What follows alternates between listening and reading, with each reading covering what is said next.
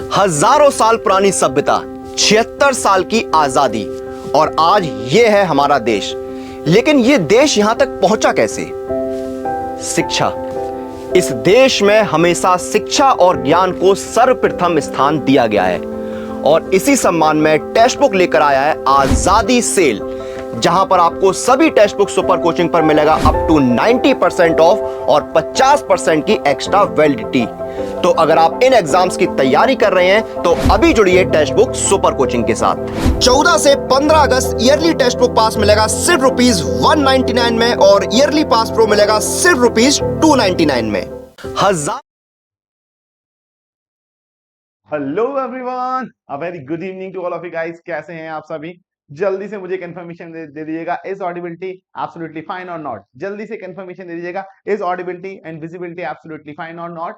Is audibility and visibility absolutely fine or not? जल्दी से confirmation दे दीजिएगा सो दैट हम अपने सेशंस को स्टार्ट कर सकें। और आप सभी को पता है आज है हमारा इंडिपेंडेंस डे, तो सबसे पहले आप सभी को इंडिपेंडेंस डे की बहुत बहुत शुभकामनाएं गाइस। ठीक है, तो यहाँ पर देखिएगा, यहाँ पर जैसे कि हमारा भारत आजाद हुआ है उसे काफी समय लगा है, तो हम नहीं चाहेंगे कि हमारे स्टूडेंट्स को अपनी फाइनेंशियल फ्रीडम को अचीव करने में बहुत ज्यादा टाइम लगे। तो आज यहाँ पर लास्ट कुछ घंटे बचे हुए हैं इस आजादी के सेल ऑफर के, जिसमें हम बात करते हैं बढ़ते भारत का भरोसा हम लेकर के आए हैं। तो आपको यहाँ पे 15 अगस्त आज लास्ट डेट है भैया, 15 अगस्त है और कुछ घंटे ही बाकी बचे हैं, जिसमें एईजेई का कंप्लीट सब्सक्रिप्शन आपको मिल रहा है 2916 रुपीज में। एईजेई का कंप्लीट सब्सक्रिप्शन मिल रहा है 2916 रुपीज में, वो भी ना केवल 6 मंथ का बट 3 मंथ एक्स्ट्रा वैलिडिटी के साथ। और ये आपको ऑफर में मिल रहा है क्योंकि इसका ओरिजिनल प्राइस है जो 6400 है ऑलरेडी। और हम बात करते हैं इसका जो यहाँ पर कोड अप्लाई करना है आपको, वो कोड अप्लाई करना है वैभव। तो वैभव कोड को अप्लाई कीजिएगा इस सेशन के जस्ट बाद और अपने कोर्स को एनरोल कीजिएगा, जिसमें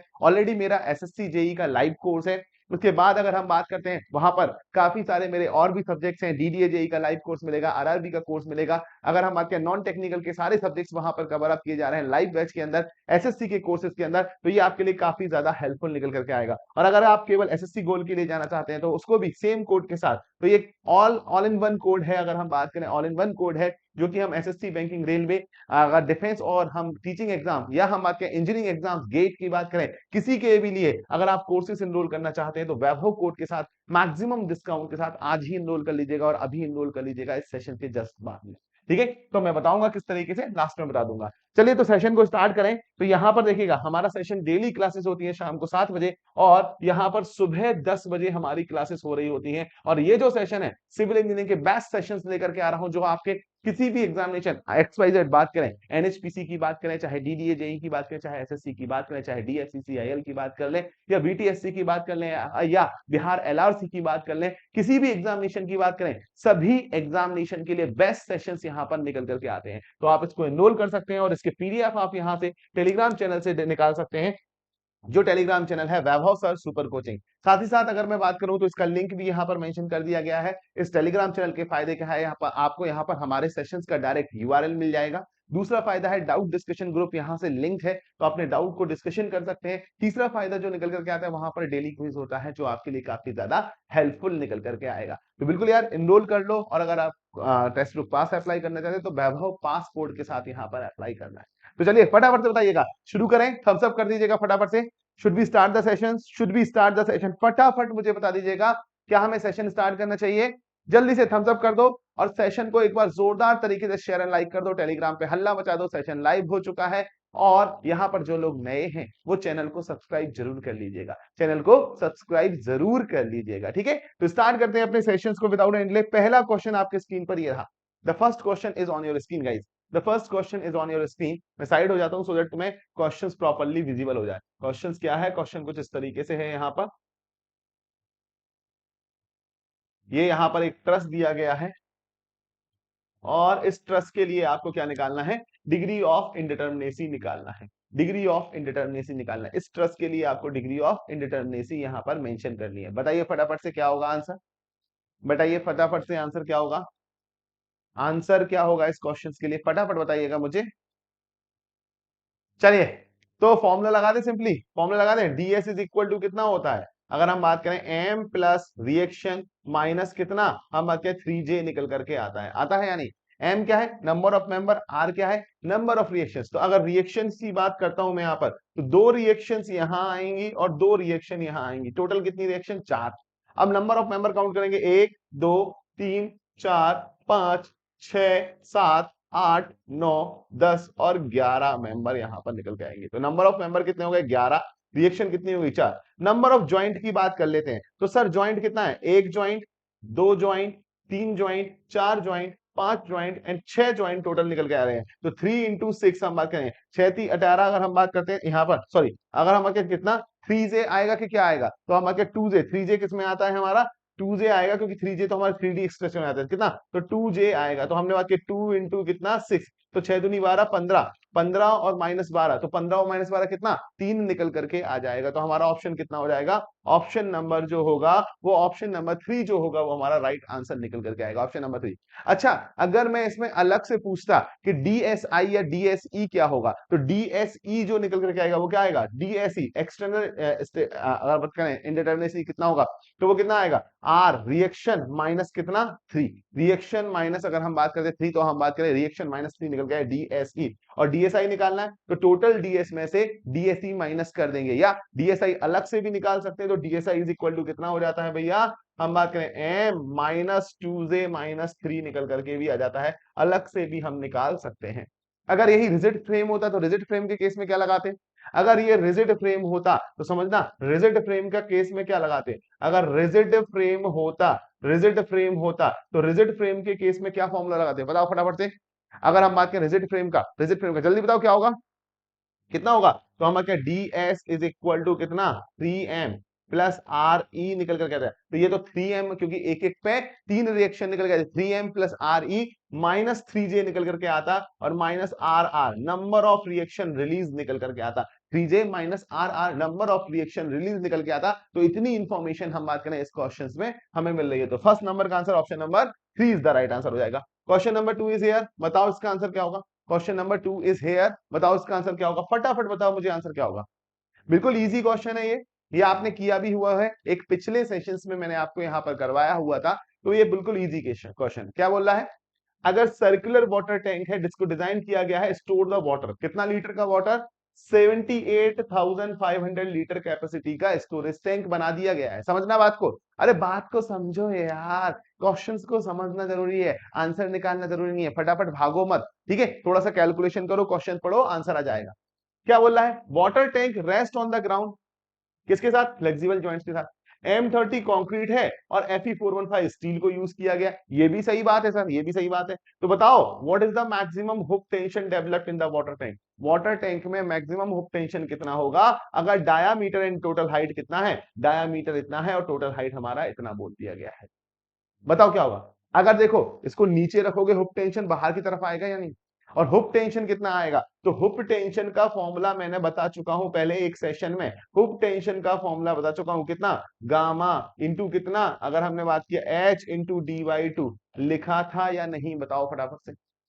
H इंटू dy2 इंटू ये किलोन्यूटन पर मीटर है, पर मीटर लेंथ है तो 1 मीटर लेंथ से मल्टीप्लाई कर दो, 1 मीटर लेंथ कंसीडर करते हुए मल्टीप्लाई कर दीजिएगा। तो अगर देखें तो यहां पर गामा की वैल्यू, अगर गामा की वैल्यू 9.81 लगाओगे तब भी आसानी से अप्रोक्सीमेट आंसर निकल करके आएगा, आसानी से अप्रोक्सीमेट। इसलिए यहां पर गामा की वैल्यू हम 10 किलोन्यूटन पर मीटर क्यू ले रहे हैं, कितना, 10 किलोन्यूटन पर मीटर क्यू इंटू H की वैल्यू कितनी है, H की वैल्यू कितनी दी गई है, क्वेश्चन पढ़ो जल्दी से। H की वैल्यू कितना, 4 मीटर दे दी गई, और D की वैल्यू कितना, 5/2 निकल करके आएगी, कितना, 5/2 हो जाएगी, और 5/2 हो गई यहाँ पर 5, तो 2500 को 100, तो हम मतलब 100 किलो न्यूटन निकल करके आ जाएगा, कितना, 100 किलो न्यूटन, और हमारा आंसर क्या हो जाएगा, ऑप्शन नंबर 3। मतलब क्वेश्चन इतना बड़ा है लेकिन आंसर एक लाइन का भी नहीं है, बस आपको फॉर्मूला पता होना चाहिए। तो वाटर स्टोरेज, जब हम बात करें वाटर स्टोरेज स्ट्रक्चर हम पढ़ते हैं आरसीसी के अंदर, तो उस समय ये फॉर्मूला भी वहां पर ड्राइव कर रहे होते हैं, और यहां पर देखते हैं hook tension is equal to this one निकल करके आएगा, simply gamma H into dy2 निकल करके आ जाएगा। तो ये केवल सर्कुलर के लिए है, ये केवल किसके लिए है, सर्कुलर के केस में, और मोइनली सर्कुलर की ही हम डिजाइनिंग यहाँ पर देख रहे होते हैं, ठीक है। तो सेकंड नंबर क्वेश्चन के लिए हमारा ये, अब देखो यहाँ पर तुम 9.81 लगा लेते, सुनो पहले यार, बात सुनो यार, बातें मत करो, बात सुनो पहले। अगर यहां पर 9.81 लगा लेते, अगर यहां पर 9.81 लगा लेते तो क्या होता, अगर 9.81 लगा लेते तो हमारा ये 100 से कम आता, 100 से कम आता तो हमारा अप्रोक्सीमेट आंसर आता कितना, 97 98 के पास, 97 98 के आसपास। तो वो हमारा अप्रोक्सीमेट आंसर कितना, 100 किलो न्यूटन निकल के आता। फिर उस समय अप्रोक्सीमेशन, तो इस क्वेश्चन में मेंशन करना चाहिए था कि गामा की वैल्यू 10 किलो न्यूटन पर मीटर क्यूब लिया जाएगा। ठीक है, चलो भाई, चलो नेक्स्ट क्वेश्चन पे चलते हैं, चलो नेक्स्ट क्वेश्चन पे चलते हैं। थर्ड नंबर का आंसर बताओ फटाफट से।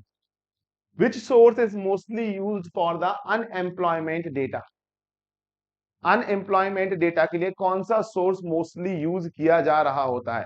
Which source is mostly use for the unemployment? देखो, अगर अनएम्प्लॉयमेंट डाटा, जैसे आजकल भी फॉर्म वगैरह फिलअप करते हैं तो रोजगार पंजीयन आपका मांगता है ना, तो वही अनएम्प्लॉयमेंट डेटा की बात करते हैं। तो अनएम्प्लॉयमेंट डेटा के लिए कौन सा सोर्स जो होता है वो मोस्टली यूज किया जा रहा होता है? तो यहां पर मैं बात करूंगा national sample survey organisation, NSSO, NSSO national survey, हम बात करें national sample survey survey organisation के डाटा जो है वो मोस्टली हम बात करते हैं यहाँ पर यूज किया जा रहा होता है। तो इसके बारे में यहाँ पर थोड़ा सा मेंशन कर दिया है मैंने कि क्या होगा, the national sample survey of office, अगर हम बात करते हैं, has been the key governmental agencies in India at the national and state level to study the employment, unemployment and unemployment rates through the sample survey, through the sample survey. So this is the explanation for this particular question. So for this question number 3, हमारा option number 3 is the right answer हो जाएगा। ठीक है, चलिए question number 4 सभी को पता है, ये तो सभी को पता है। एक बार मैंने तुम्हें एक क्वेश्चन करवाया था बार चार्ट से रिलेटेड, याद है?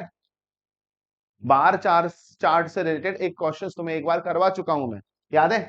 जब रिसोर्सेज दिए हुए थे, छोटे छोटे रिसोर्सेज दिए हुए थे, तो हमने 3 से 4 तक कैसा बार चार्ट बनाया था, 3 से 4, 4 to 5, 5 to 6, और हमने बोला था रिसोर्स का एलोकेशन करना है कि किस दिन में सबसे ज्यादा रिसोर्सेज एलोकेट होने वाले हैं। तो अगर बहुत बड़ा प्रोजेक्ट होगा तो उस पूरे प्रोजेक्ट के लिए क्या बार चार्ट बनाना आसान होगा? पूरे के पूरे प्रोजेक्ट के लिए बार चार्ट को बनाना इतना आसान नहीं होगा। तो क्या करेंगे हम, अगर पूरे प्रोजेक्ट के लिए बार चार्ट को बनाना आसान नहीं है तो यहां पर आंसर क्या होगा, माइनर वर्क्स के लिए हम क्या करते हैं, बार चार्ट को बना रहे होते हैं। तो माइनर वर्क्स की बात करेंगे तो माइनर वर्क्स के लिए हम बार चार्ट को कंसीडर कर रहे होते हैं। बहुत बड़े प्रोजेक्ट के लिए बार चार्ट को इतना प्रॉपरली बनाना पॉसिबल नहीं होगा, इसलिए हम बात करें ज्यादा बड़े प्रोजेक्ट के लिए बार चार्ट को यूज नहीं करते हैं। तो फोर्थ नंबर का ऑप्शन हमारा क्या होगा, माइनर वर्क्स के लिए हम बार चार्ट को यूज कर रहे होते हैं। ठीक है, चलिए नेक्स्ट क्वेश्चन, फिफ्थ नंबर का आंसर दीजिएगा।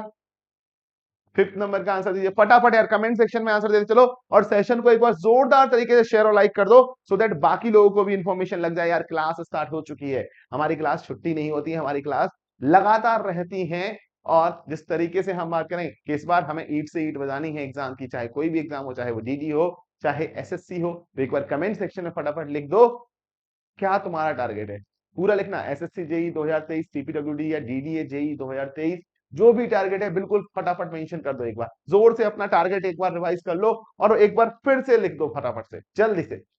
चलो, a fill in the blanks is the one in which the flow after passing the weir or ogee crest. अगर हम बात करें बियर और ऑगी क्रीज से पास होने के बाद, is carried away by the channel running essentially parallel to the crest. जो parallel to the crest run हो रहा है उससे ले आया जाया जाता है। तो ऐसा कौन सा होता है, ऐसा हम बात करते हैं साइड चैनल की बात करेंगे। तो साइड चैनल स्पिलवे जो निकल के आएगा वो हमारा राइट आंसर हो जाएगा। Side channel spillway is the right answer हो जाएगा। और यहाँ पर देखो डायग्राम बनाया है, तो ये साइड चैनल स्पिलवे में क्या होगा, ये रिजर्व आया है, रिजर्व से पानी यहाँ पे निकलेगा और पानी यहाँ पे निकलने के बाद पानी इस साइड से निकल के जाएगा। तो क्रीस्ट के पैरेलली फ्लो होगा थोड़ी देर तक, फिर उसके परपेंडिकुलर निकल करके आ जाएगा और यहाँ से भी रिवर डाउनस्ट्रीम को कनेक्ट करती हुई ये लाइन जा रही है। तो ये साइड चैनल हमारा स्पिलवे निकल करके आता है, इसको ही हम बोलते हैं side channel, Crest of side channel spillway. और ये हमारा साइड चैनल स्पिलवे, इसके अगर हम बात करें इस तरीके से ये निकल करके आ रहा है, रिजर्वायर के साइड बाय साइड इसको बनाया जा रहा होता है। तो फिफ्थ नंबर का आंसर क्या हो गया, option number 2 is the right answer. ठीक है, चलो सिक्स्थ नंबर का आंसर बताओ फटाफट से। कंसीडर द फॉलोइंग स्टेटमेंट, इनमें से निम्नलिखित स्टेटमेंट को कंसीडर करो। ठीक है, as the pipe ages. Pipe ages का मतलब क्या है, सबसे पहले ये वर्ड समझना। कोई बताएगा पाइप एजेस का मतलब? पाइप एजेस का मतलब क्या है? पाइप एजेस का मतलब है विद द टाइम पाइप की उम्र होती जा रही है, बुढ़ापा आ रहा है पाइप का। और तुम्हें पता है जब पाइप का बुढ़ापा आता है तो पाइप के अंदर कोरोजन होने लगता है, जंग लगने लगती है। जंग के कारण खराब होने लगता है, और भी बहुत सारी प्रॉपर्टी निकल करके आती है, होता है या नहीं? तो पाइप का कॉरोसिव नेचर देखने को मिल रहा है, क्या निकला है? कॉरोसिव नेचर देखने को मिल रहा है। तो consider the following statement as the pipe ages, pipe की जैसे जैसे उम्र होती है वैसे वैसे क्या होगा, ठीक है। चल देखते हैं यहां पर। पहला, the friction factor increases non linearly with the time. बिल्कुल, अगर हम बात करें रफनेस चेंज होगी अंदर की, तो रफनेस चेंज होने से क्या फ्रिक्शन फैक्टर चेंज होगा? बिल्कुल। और क्या लीनियरली चेंज हो रहा है? ना, लीनियरली तो ना हो रहा है, लीनियरली तो नहीं हो रहा है, लीनियरली नहीं हो रहा है, नॉन लीनियरली होता है, तो बिल्कुल सही बात है। आज ज्यादा हो सकता है, कल कम हो सकता है, फिर कम हो सकता है, तो इस तरीके से टाइम के शायद वेरिएशन होगा, ठीक है। The pipe becomes smoother with the time, नहीं भैया, स्मूथर तो नहीं होगा, कैसा हो जाएगा? रफ हो जाएगा, रफ हो जाएगा, लेकिन स्मूथर नहीं होगा। The absolute roughness increases linearly with the time, तो ये बिल्कुल सही बात है। अगर एब्सोल्यूट रफनेस की बात करें तो वो इंक्रीज हो जाती है linearly with the time, time के साथ लीनियरली इंक्रीज होता है, धीरे धीरे धीरे धीरे बढ़ता जाएगा, और लीनियरली होगा क्योंकि ये फंक्शन होता है के नॉट प्लस अल्फा एक्स, के नॉट प्लस अल्फा एक्स, के इज इक्वल टू रफनेस, जो के इज इक्वल टू आती हो क्या? के नॉट प्लस अल्फा एक्स निकल करके आएगा, तो लीनियरली इंक्रीज होने लगता है, तो ये भी सही हो गया। तो पहला और तीसरा स्टेटमेंट सही हो गया, इसलिए ऑप्शन नंबर 3 जो होगा वो हमारा राइट आंसर निकल करके आ जाएगा। ऑप्शन नंबर 3 जो होगा वो हमारा राइट आंसर। तो 6 की बात करेंगे, option number 3 is the right answer. देखो यहां पर आंसर गलत दिया है, ध्यान रखना, ऑप्शन नंबर 3 जो होगा वो हमारा राइट आंसर होगा, ठीक है। 6 नंबर की बात करेंगे। चलो 7th की बात करो फटाफट से, बहुत प्यारा क्वेश्चन, थोड़ा सा लेंथी क्वेश्चन है लेकिन बहुत प्यारा क्वेश्चन है ये, बहुत प्यारा, सारे कॉन्सेप्ट रिवाइज करवा देगा ये, सारे कॉन्सेप्ट। तो क्या बोल रहा है, देखो एक ऑरिफिस लिया, ये हमने ऑरिफिस लिया, इसको एक पाइप के साथ अटैच कर दिया, ये पाइप का, तो पाइप का डायामीटर दे दिया है और ऑरिफिस का डायामीटर, तो ये ऑरिफिस है, ये ऑरिफिस का डायामीटर है, और इसको एक पाइप के साथ कनेक्ट कर दिया, ये पाइप का डायामीटर निकल करके आया, समझना बात को। और क्या बोल दिया है, डिस्चार्ज कॉफिशिएंट ऑफ डिस्चार्ज दे दिया है आपका कितना, 0.6। डिस्चार्ज निकालना है वाटर का किसमें, लीटर पर सेकेंड में।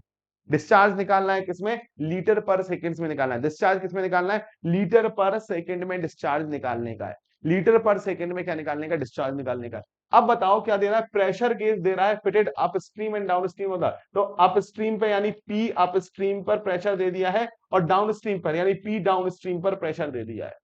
तो अप स्ट्रीम पर कितना दे दिया गया है भैया, 19.62 दे दिया गया है, और डाउन स्ट्रीम पर कितना दे दिया गया है, 9.81 दे दिया गया है। तो डिस्चार्ज निकालना है, डिस्चार्ज का फॉर्मूला बताओ क्या होगा सबसे पहले। तो डिस्चार्ज का formula Q is equal to C D, अगर हम बात करें तो ए नॉट, हम ऐसा बोल सकते हैं a not a one under root 2GH upon कितना, under root of a one square minus a not square. अगर हमने ए नॉट की बात की तो एरिया ऑफ ऑरिफिस होगा, क्या होगा, एरिया ऑफ ऑरिफिस। तो area of orifice a is equal to कितना, π/4, ऑरिफिस का स्क्वायर कितना आएगा, ऑरिफिस का डायमीटर है 10 सेंटीमीटर, तो 10 सेंटीमीटर का स्क्वायर आएगा, 10 सेंटीमीटर का स्क्वायर। अगर A1 की बात करें, पाइप का एरिया, तो π/4 इंटू कितना, 20 है ना, तो हम बात करें 20 सेंटीमीटर का डायमीटर है, तो 20 सेंटीमीटर का स्क्वायर निकल करके आ जाएगा। अच्छा था, ये तो आ गया sir, CD is equal to question में दे रखा है सर 0.6 है, ये भी मुझे समझ में आ गया। लेकिन अगर G की बात करें तो G की बात कितनी लगाओगे, G इज इक्वल टू 9.81 लगाओगे, और H क्या होता है, वो हेड जो फ्लो करवा रहा है, तो हेड क्या होगा, हेड इज इक्वल टू होगा up stream head minus down stream head निकल करके आएगा, माइनस डाउन स्ट्रीम हेड। और ये कैसे निकालोगे, P बाई रो जी किसके लिए, अप स्ट्रीम साइड के लिए, minus P by rho g किसके लिए, डाउन स्ट्रीम साइड के लिए लगाओगे, डाउन स्ट्रीम, क्योंकि P is equal to rho g h होता है या नहीं, pressure is equal to rho g h होता है, तो pressure upon rho g is equal to up stream head और डाउन स्ट्रीम हेड, वहां से एच निकल आएगा जब सारी वैल्यू को उठा करके यहां लगाओगे। लेकिन लेकिन लेकिन ध्यान रखना है यहां पर, क्या यहां पर ध्यान रखने वाली बात यह है कि यूनिट का विशेष ध्यान रखना है, ये सारे सेंटीमीटर स्क्वायर में करना, सेंटीमीटर स्क्वायर में करना, ये हमारे मीटर पर सेकंड स्क्वायर में रहेगा, ये हमारे जो रहेंगे वो सेंटीमीटर में रहेंगे, ये किसमें रहेगा, सेंटीमीटर में, तो ये भी सेंटीमीटर में लगा देना, ठीक है। तो उससे हमारा आंसर निकल करके आएगा जो वो हमारा किसमें चाहिए है, लीटर पर सेकंड में चाहिए, तो वो हमारा सेंटीमीटर पर मीटर के ऊपर सेकंड में निकल के आएगा, और उसको कन्वर्ट करना तो आपका आंसर लीटर पर सेकंड में निकल करके आएगा। तो थोड़ा सा कैलकुलेटिव है बट अच्छा क्वेश्चन है ओवरऑल, जिससे तुम्हें पूरा फॉर्मूले में किस तरीके से वैल्यू लगाते हैं ये सारी चीजें पता लगेंगी, ये सारी चीजें पता लगेंगी। आ रही है बात समझ में, यानी हाँ या ना बोलो फटाफट, हाँ या ना बोलो। 7th का ऑप्शन आ रहा होगा, ऑप्शन नंबर 3, एक बार कैलकुलेट कर लेना। 7th का ऑप्शन आ रहा होगा option number 3, yes option number 3 is the right answer आएगा। तो 68.21 लीटर पर सेकेंड निकल के आएगा। कितना?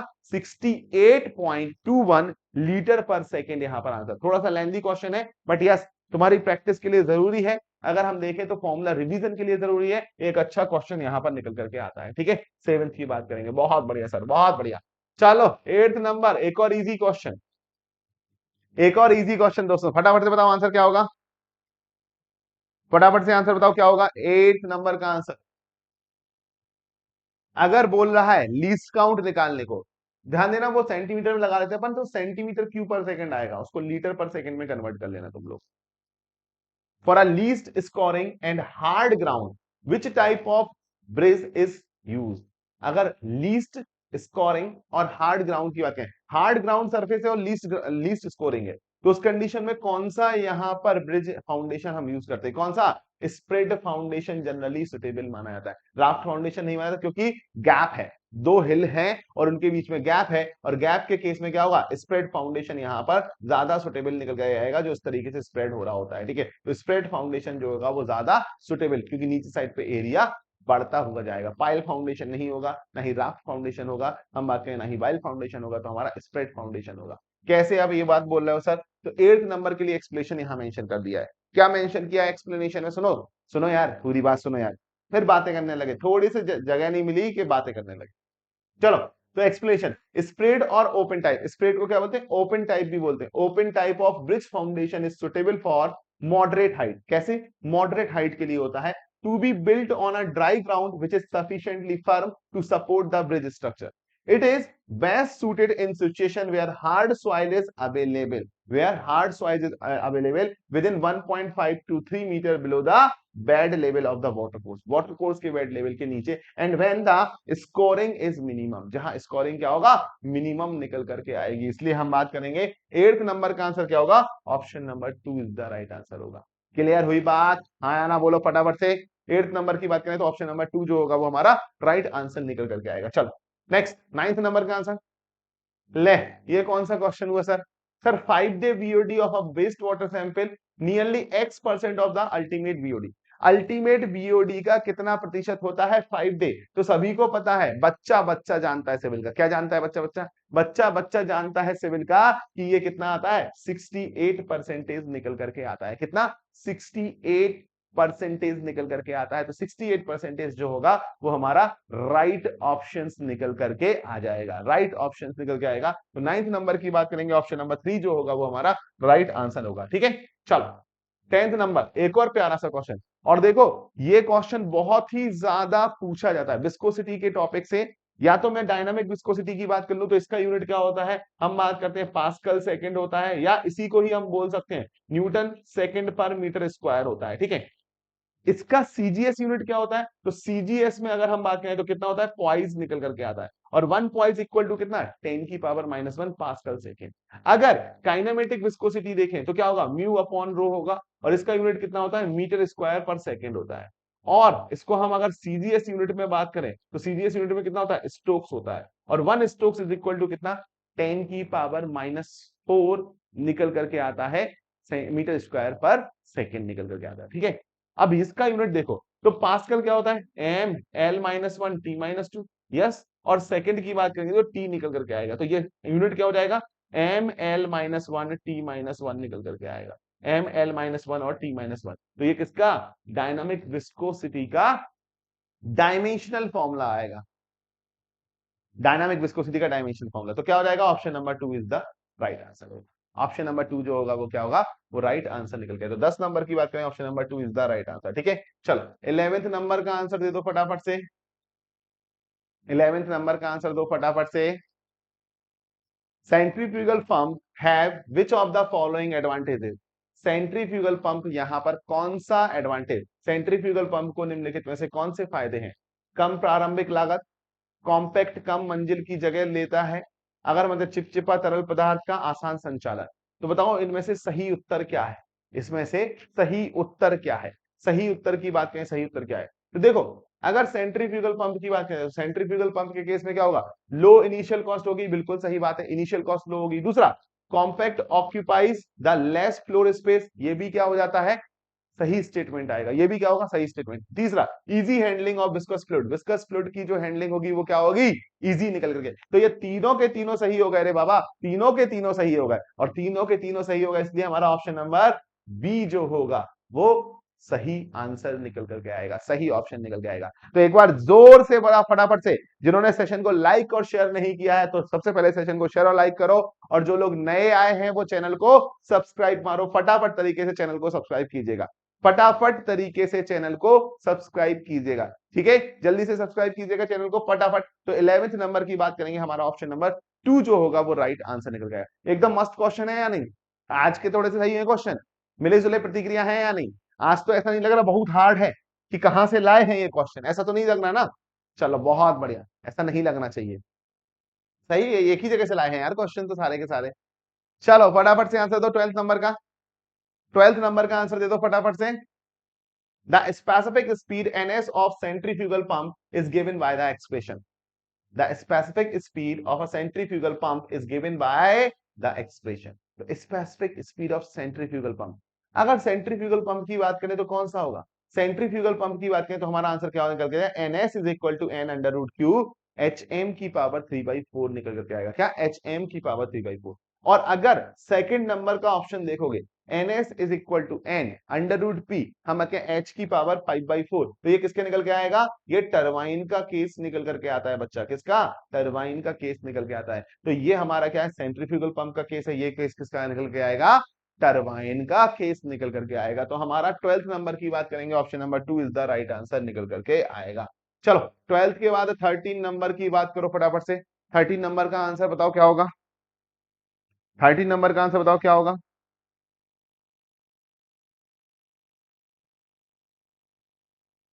जल्दी बताओ।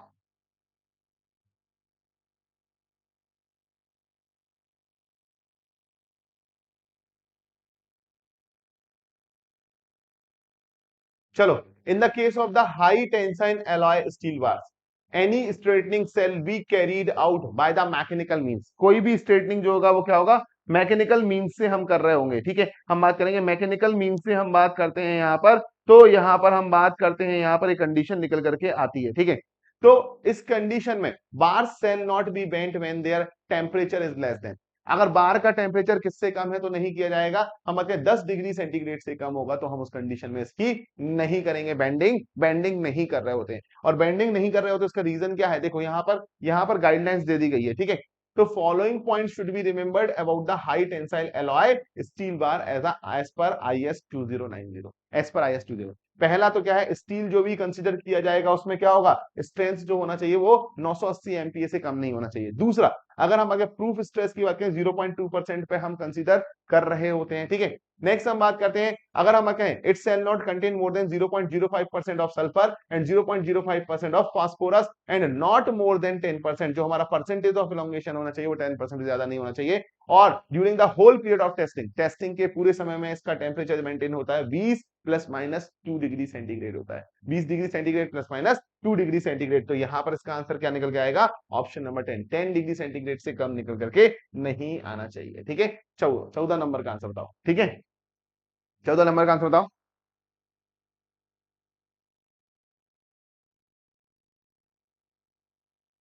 जल्दी। द लाइन और plane passing through the geographical north and geographical south pole and any point on the surface of the earth is known as, any point on the surface of the earth, surface of the earth पे क्या कहा जाता है, देखो geographic north और geographic south का मतलब है ट्रू नॉर्थ और ट्रू साउथ से पास हो रहा है, ट्रू नॉर्थ और ट्रू साउथ से पास हो रहा है। और अगर ये ट्रू नॉर्थ और ट्रू साउथ से पास हुआ तो ये क्या कहा जाएगा, ट्रू मेरिडियन कहा जाएगा। और ट्रू मेरिडियन जो रहता है वो क्या रहता है, फिक्स्ड रहता है with respect to the place and with respect to the time, with respect to place and time के साथ फिक्स रहता है। अगेन ट्रू मेरिडियन के केस में ये किससे निकालते हैं, हम एस्ट्रोनॉमिकल ऑब्जर्वेशन से निकालते हैं। और true meridian earth axis of rotation को भी रख रहा होता है, अर्थ एक्सिस ऑफ रोटेशन को भी क्या करता है, रख रहा होता है। तो true meridian earth axis of rotation को भी यहां पर रख रहा होता है। तो ये पॉइंट हमसे पूछे जाते हैं एज हम बात करें। अगेन ट्रू मेरिडियन क्या करें, ट्रू मेरिडियन पोल्स पे कन्वर्ज होते हैं और इक्वेटर की तरफ थोड़े से सेपरेटेड होते हैं। इक्वेटर्स की तरफ क्या होते हैं, सेपरेटेड होते हैं, मतलब दूर दूर होते हैं, और पोल्स पर क्या होते हैं, कन्वर्ज होते हैं, एक साथ एक पॉइंट पे मिल रहे होते हैं। ठीक है, नेक्स्ट पॉइंट क्या होगा, नेक्स्ट पॉइंट क्या होगा, अगर हम देखें तो क्या ये पैरेलल होते हैं, नहीं, ये पैरेलल नहीं होते हैं, ये पैरेलल नहीं होते हैं, लेकिन एक छोटे से एरिया के लिए, एक छोटे से एरिया के लिए इनको क्या पैरेलल कंसीडर किया जा सकता है, इनको क्या किया जा सकता है, पैरेलल कंसीडर किया जा सकता है। तो 14 की बात करेंगे, option number 3 is the right answer निकल करके आ जाएगा। ठीक है, 15 नंबर, बहुत प्यारा क्वेश्चन, जल्दी बताओ। 15 नंबर की बात करेंगे, 15 नंबर की बात करेंगे तो हम बात करेंगे यहां पर, बहुत प्यारा क्वेश्चन है, 15 नंबर की बात करेंगे, बहुत प्यारा क्वेश्चन है, इसमें बताओ क्या होगा आंसर। 15 नंबर का क्वेश्चन जो है वो बहुत प्यारा क्वेश्चन, बताओ अगर 90 ग्राम NH3 है और 45 ग्राम क्या है, SO2 है, और 80 ग्राम CO2 है, तो बताओ 25 ग्राम CH4 की बात करेंगे, 25 ग्राम CH4 ये प्रोड्यूस हो रहे हैं decomposition of municipal solid waste, MSW से निकल करके आ रहे हैं, किससे, MSW से, किससे, फॉर्मूले के साथ 250 ग्राम, जिसका फॉर्मूला वेट 250 ग्राम, ऐसा MSW है जिसका हम बात करते हैं यहाँ पर, MSW जो है वो यहाँ पर ये निकल करके आ रहा है। ठीक है, अब मैंने बात की है average per capita green house gas produced in the city of 10 lakh with the municipal solid waste production rate of 600 ton per day, कितना, 600 टन पर डे निकल करके आ रहा है, तो बताओ कितना होगा यहाँ ग्राम पर कैपिटा पर डे में।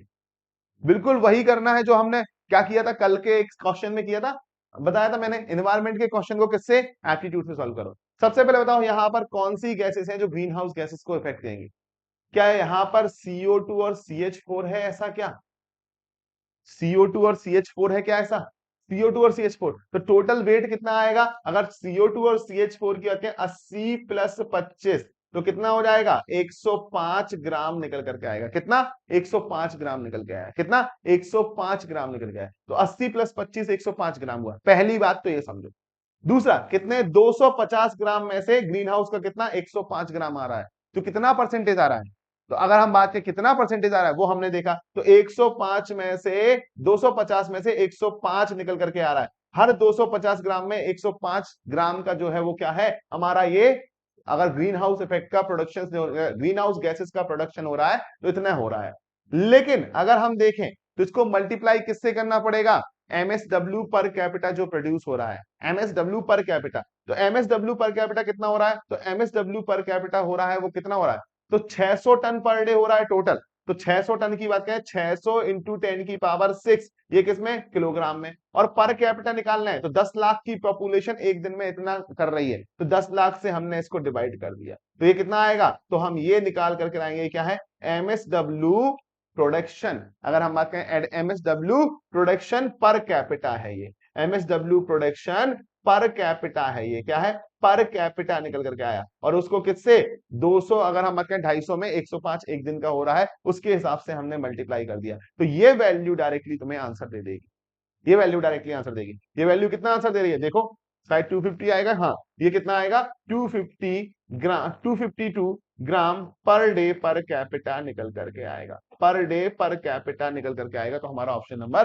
3 इज द राइट आंसर हो जाएगा। ठीक है, तो ये MSW प्रोडक्शन है कितना, पर कैपिटा, इतना टोटल कर रहा है, तो एक व्यक्ति द्वारा कितना हो रहा है, तो उसको 10 की पावर 6 से डिवाइड कर दिया, तो ये पर कैपिटा हो गया, और पर कैपिटा में 250 में से 105 यहां पर ग्रीन हाउस गैसेस का प्रोडक्शन हो रहा है, 250 ग्राम से 105 ग्राम हो रहा है, तो बताओ 1 ग्राम से कितना होगा, तो 105 अपॉन 250, और पर कैपिटा कितना है, पर कैपिटा इतना हो रहा है, तो उसके मल्टीप्लाई कर दिया, तो हमारा 252 निकल करके आ गया है, तो 252 हम बात करेंगे निकल करके आ गया, तो 252 की बात करेंगे यहां पर निकल करके आ गया। क्लियर हुई बात, यस और नो, यस और नो, तो 15 की बात करेंगे यहां पर option number 3 is the right answer होगा। 16 नंबर का आंसर कौन देगा, फटाफट बताओ, 16 नंबर का आंसर क्या देगा, जल्दी जल्दी जल्दी 16 नंबर का आंसर दो फटाफट से, बहुत प्यारा क्वेश्चन है यार, 16 नंबर फटाफट से आंसर दो, फटाफट से आंसर दो, क्या होगा, चलो देखते हैं।